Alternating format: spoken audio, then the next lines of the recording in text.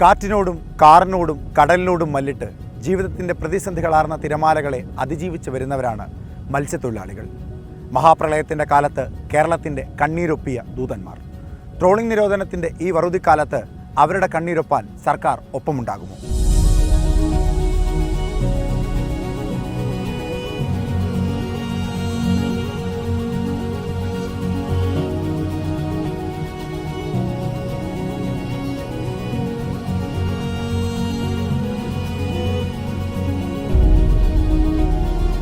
ഈ തിരയും തീരവും ലോകമാക്കി ജീവിക്കുന്ന കുറേ മനുഷ്യർ. ജീവിതം കെട്ടിപ്പടുക്കുവാൻ ആഗ്രഹങ്ങൾ കരയിൽ നങ്കൂരമിട്ട് നിർത്തി പ്രതീക്ഷയോടെ പുറംകടലിൽ പോകുന്നവർ.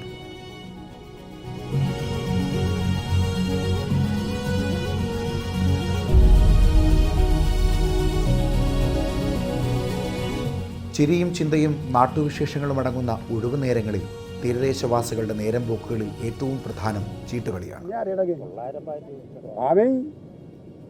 ചീട്ടൊന്നും പാകരുത്.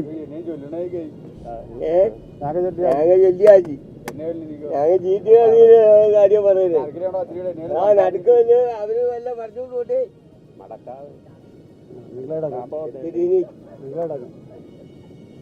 ജീവിതമില്ലാത്ത കാര്യം പറഞ്ഞുകൊണ്ടിരിക്കും. വറുതിയുടെ കാലത്ത് ഈ വിനോദത്തിന് ഒരു ഒളിച്ചോട്ടത്തിൻ്റെ മുഖമുണ്ട്.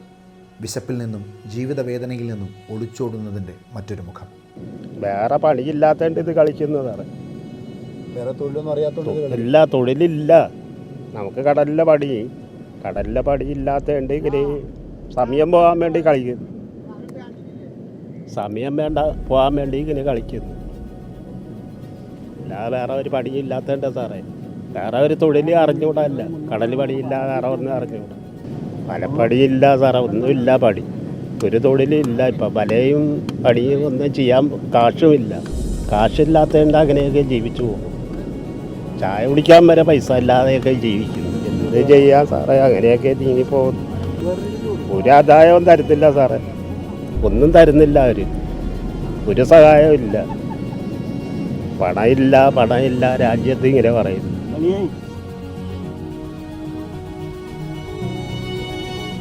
1987 ജസ്റ്റിസ് ബാലകൃഷ്ണൻ കമ്മിറ്റിയുടെ നിർദ്ദേശപ്രകാരമാണ് 1988 സംസ്ഥാനത്ത് ആദ്യമായി ട്രോളിംഗ് നിരോധനം ഏർപ്പെടുത്തുന്നത്.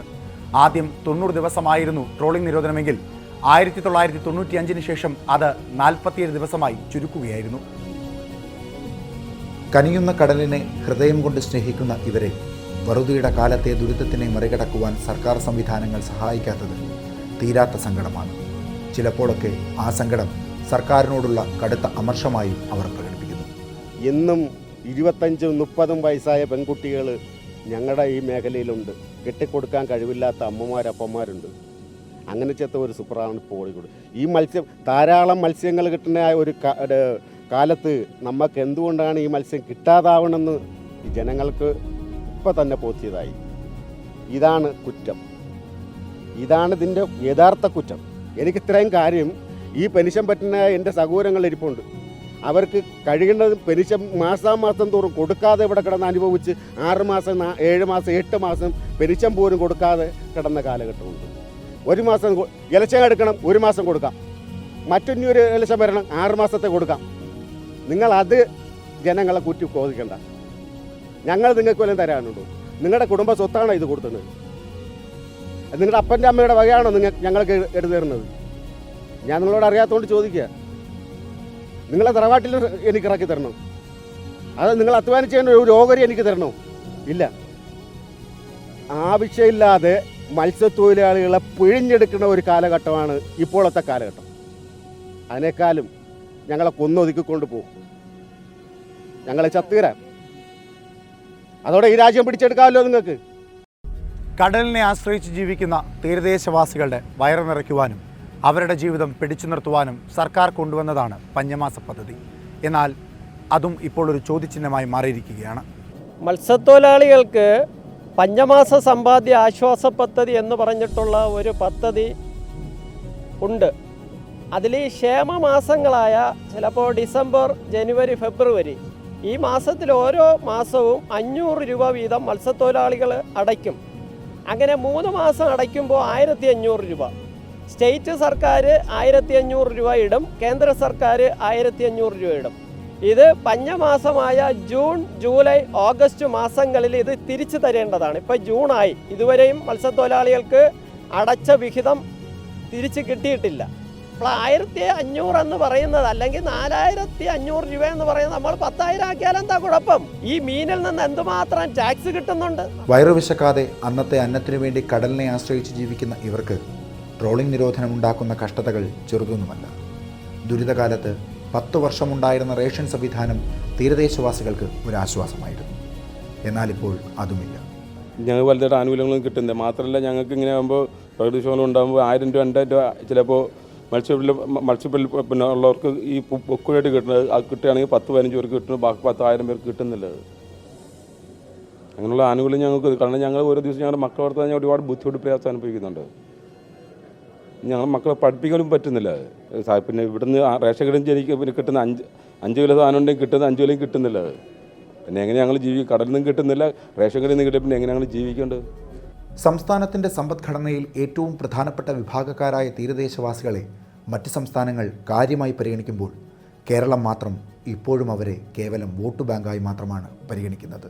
ഈ കരിഞ്ചന്തയിൽ നിന്ന് വാങ്ങുന്ന ആ എണ്ണ കൊണ്ടാണ് നമ്മളിപ്പോൾ പണിക്ക് പോകുന്നത്.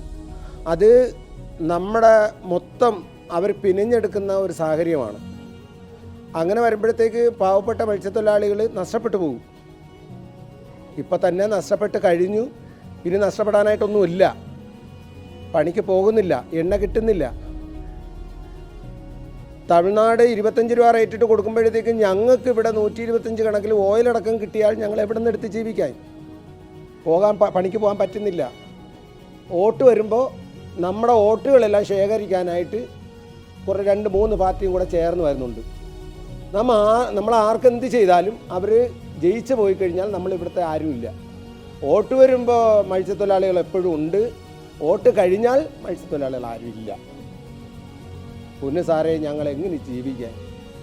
ഇതിനേക്കാളും സർക്കാർ തന്നെ ഞങ്ങളെ തൂക്കിന് വിധിച്ച് കൊന്നുകളയാനാണ് ഞങ്ങളുടെ ആവശ്യം.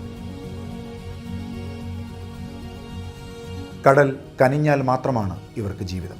അല്ലാത്തപ്പോഴെല്ലാം കടം വാങ്ങി ജീവിതം മുൻപോട്ട് കൊണ്ടുപോകേണ്ട അവസ്ഥ, അത് ഭയാനകം തന്നെയാണ്. ഇപ്പോൾ ആരെങ്കിലും വീട്ടിൽ ചെന്ന് വല്ല പണം വല്ല കടമെടുക്കുക, അല്ലെങ്കിൽ സ്വർണ്ണങ്ങളിൽ വന്ന് പണം വയ്ക്കുക, അങ്ങനെ വെച്ചിട്ടാണ് കഴിക്കണത്. വേറെ ജോലിക്കൊന്നും പോകുന്നില്ല, വേറെ തൊഴിലൊന്നും ഇല്ല. കടത്തൊഴിലില്ലാതെ വേറെ നമുക്കൊരു പരിപാടിയും ഇല്ല. നമ്മളെ വീട്ടിൽ ഇപ്പോൾ ഒരു അനുജത്തിയുണ്ട്, 2 മക്കളുണ്ട്. അനിയത്തിക്ക് 2 മക്കളുണ്ട്, എൻ്റെ അമ്മയുണ്ട്. അമ്മ വയസ്സായി, അയാൾ കൊണ്ടുവന്നും പറ്റൂല. അപ്പോൾ നമ്മൾ കടലിൽ പോയാലേ നമുക്ക് എന്തെങ്കിലും ചെയ്യാൻ പറ്റത്തുള്ളൂ. ഓരോ തീരദേശവാസിയും ഓരോ കടലുകളാണ്. സ്വപ്നങ്ങൾ വല പോലെ നെയ്തുകൂട്ടി ദുരിതത്തിരമാലകളെ അതിജീവിച്ച് ജീവിത സാക്ഷാത്കാരത്തിൻ്റെ മത്സ്യബന്ധനം നടത്തുവാൻ അലയുന്നവർ. പുറമോടിയിലിവർ ശാന്തമായ ഒരു കടലാണ്, പക്ഷേ ഉള്ളിൽ പ്രശ്നങ്ങൾ നിലയ്ക്കാതെ അലതല്ലി ഉയരുന്നുമുണ്ട്. കടൽ സമ്പത്ത് സംരക്ഷിക്കുവാൻ താല്പര്യം കാട്ടുന്ന സർക്കാരിന് കടലിൻ്റെ മക്കളെയും സംരക്ഷിക്കുവാനുള്ള ഉത്തരവാദിത്തമുണ്ട്. നിലനിൽപ്പിൻ്റെ അവസാന വള്ളവും തീരമണഞ്ഞു. ഇനി അരമുറുക്കി വിശപ്പടക്കി വറുതിയുടെ കാലത്തെ അതിജീവിക്കണം. തീരദേശവാസികൾക്ക് ഇനി ആകെയുള്ളത് സർക്കാരൊപ്പമുണ്ടാകുമെന്ന പ്രത്യാശ മാത്രമാണ്. ക്യാമറമാൻ ചന്ദ്രൻ നാരായണനൊപ്പം അനന്തപത്മനാഭൻ, M5 ന്യൂസ്, തിരുവനന്തപുരം.